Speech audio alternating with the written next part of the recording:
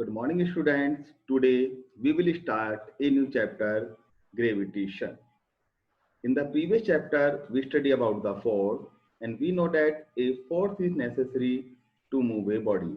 Students, जब हम किसी पत्थर को ऊपर की ओर उछालते हैं तो वो हमेशा कुछ देर ऊपर जाने के बाद नीचे की ओर आने लगता है। ऐसा क्यों होता है? जो भी चीज हम ऊपर की ओर उछालते हैं वो नीचे की ओर आती है। ऐसा ग्रेविटी के कारण होता है। अब नाउ ये ग्रेविटी क्या है? ग्रेविटी के बारे में सबसे पहले न्यूटन ने बताया। इसके पीछे एक इंटरेस्टिंग स्टोरी है, चलिए मैं आपको वो बताता हूँ। एक बार न्यूटन एक बगीचे में बैठे हुए थे। अचानक एक सेब उनके सिर पर आके गिरता है।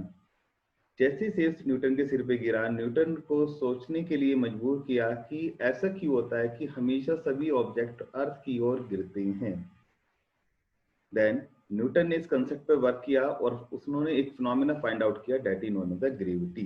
नाउ ग्रेविटी क्या है? The force with which the earth pulls the object towards it is called the gravitational force of earth और ग्रेविटी। वो फोर्स जो किसी भी ऑब्जेक्ट को अर्थ की ओर अट्रैक्ट कर रहा है वो फोर्स क्या कहलाता है? ग्रेविटेशन फोर्स ऑफ अर्थ या ग्रेविटी।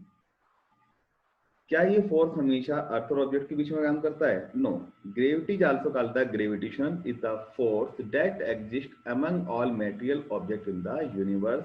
यानी ये यूनिवर्स के किन्हीं भी दो ऑब्जेक्ट के बीच में काम करने वाला फोर्स है। फॉर एनी टू ऑब्जेक्ट और particles having non-zero mass, the force of gravity tends to attract them towards each other. Every object in the universe is surrounded by a gravitational field. इस universe में जितने भी object हैं उनके चारों ओर कोई ना कोई ग्रेविटेशनल फील्ड होता है। नाउ अब यहाँ पर एक क्वेश्चन आता है कि जब अर्थ एप्पल को अपनी ओर अट्रैक्ट कर रही है तो क्या वो मून को भी अपनी ओर अट्रैक्ट करती है?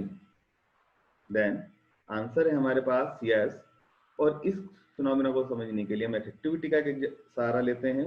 हमारे पास एक बॉल है जिसको हमने एक रस्सी से बांधकर एक सर्कुलर पाथ पर मूव करा रहे हैं, और जैसी बॉल सर्कुलर पाथ पर मूव करती है तो उसकी डायरेक्शन जो है वो लगातार चेंज हो रही है। जो आप एरो से देख सकते हैं, जैसी बॉल मूव कर रही है उसकी डायरेक्शन लगातार चेंज हो रही है, और चेंज इन डायरेक्शन अब चेंज हो रहा है तो उसकी वेलोसिटी लगातार चेंज हो रही है, और वेलोसिटी चेंज होने के कारण उसमें एक एक्सीलरेशन प्रोड्यूस होता है जो उसके ऊपर एक फोर्स अप्लाई करता है, और इस फोर्स को हम कहते हैं सेंट्रीपिटल फोर्स। वो फोर्स जो हमेशा सेंटर की ओर लगता है।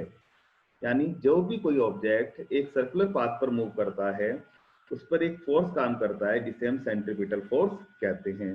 सिमिलरली मून भी हमारी अर्थ के चारों ओर एक सर्कुलर पाथ पर मूव कर रहा है, और उस पर भी एक सेंट्रीपिटल फोर्स काम करता है जो हमेशा अर्थ की ओर होता है, जो उसके सेंटर की ओर होता है। और ये सेंट्रीपिटल फोर्स उससे मिलता कहां से है? ये सेंट्रीपिटल फोर्स उसको मिलता है अर्थ और मून के बीच में लगने वाले ग्रेविटेशनल फोर्स से। स्टूडेंट, अगर ये ग्रेविटेशनल फोर्स ना हो तो जो मून है वो एक स्ट्रेट लाइन मोशन में चला जाएगा लाइक दिस। अब यही वो फोर्स है, ग्रेविटेशनल फोर्स, जो उसको एक सर्कुलर पाथ पर रोटेट करने के लिए बांधे रखता है। क्लियर? तो नाउ अब यहाँ पर एक क्वेश्चन और आता है कि जब एप्पल अर्थ की ओर गिर रहा है, क्या अर्थ जो है वो एप्पल को अट्रैक्ट कर रही है, तो क्या एप्पल भी अर्थ को अट्रैक्ट करता है?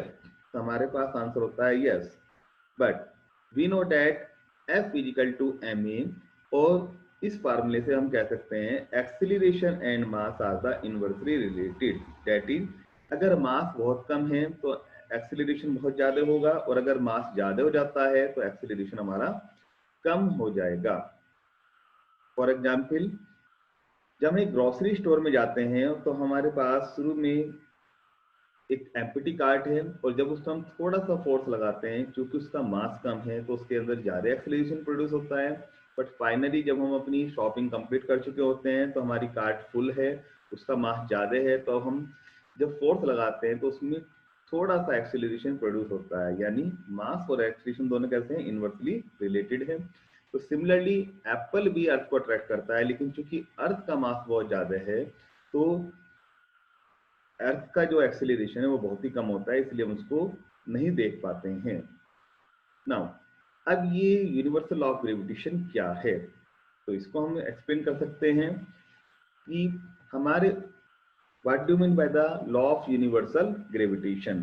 Every object in the universe attract every other object with a force directed along the line of center for the two objects that is proportional to the product of their mass and inversely proportional to the square of separation between the two objects. Student, इसको explain करने के लिए हम यहाँ पर दो object हमने लिए हैं, object A and object B. Object A का मास कैपिटल एम है, ऑब्जेक्ट बी का मास स्मॉल एम, और उन दोनों के बीच का सेपरेशन कितना है, स्मॉल डी। क्लियर? तो now what is the universal force? The force is directly proportional to the product of their mass, that is F proportional M into small m. F is inversely proportional to the square of distance between them, that is F is equal to proportional 1 upon d square. Now combine these two equations, we get F proportional mm upon d square. When we remove the proportionally sign, then we get a constant that is known as the G. So now F is equal to G mm upon d square, where G is known as the universal gravitational constant. Clear? So that is the universal force F is equal to G mm upon d square, and G the universal force constant. Now, what is the unit of gravitational constant G? For this, we have the formula F is equal to G m1 m2 upon r square. हमारे पास दो मास हैं m1 और m2, और उनके बीच की दूरी कितनी है, r square. तो then we can find out the value of G. G is equal to F r square upon m1 m2. What is the unit of F? That is the Newton. What is the unit of distance? That is meter square. And what is the m1 and m2? That is kilogram into kilogram. So then we get the unit of G is equal to Newton meter square kilogram minus 2.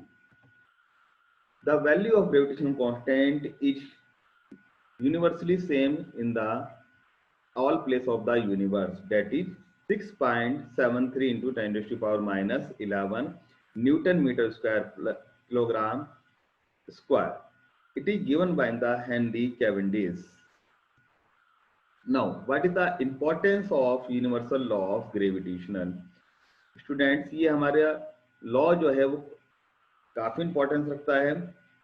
अब हम उसमें कुछ example आपको बता रहे हैं कि जितने भी सोलर सिस्टम के अंदर प्लेनेट्स हैं वो एक दूसरे के साथ इसी ग्रेविटेशनल फोर्स के कारण बंधे हुए हैं। हमारी अर्थ का जो एटमॉस्फेयर है वो हमारी अर्थ के साथ में ग्रेविटेशनल फोर्स के कारण ही बंधा हुआ है। जो बारिश होती है, जो बर्फ गिरती है, वो इसी ग्रेविटेशनल फोर्स के कारण ही अर्थ की ओर नीचे गिरती है। हमारा जो मून है वो अर्थ के जो चारों रोटेट कर रहा है, उसका जो मोशन है वो इन्हीं यूनिवर्सल फोर्स के कारण ही वर्क करता है। Clear? Now that is enough for today. Now we have provided a practice sheet which is based on the universal law of gravitational and solution of NCERT question. Please do it. If you have any problem, you can call between 1 p.m. to the 4 p.m. Thank you very much.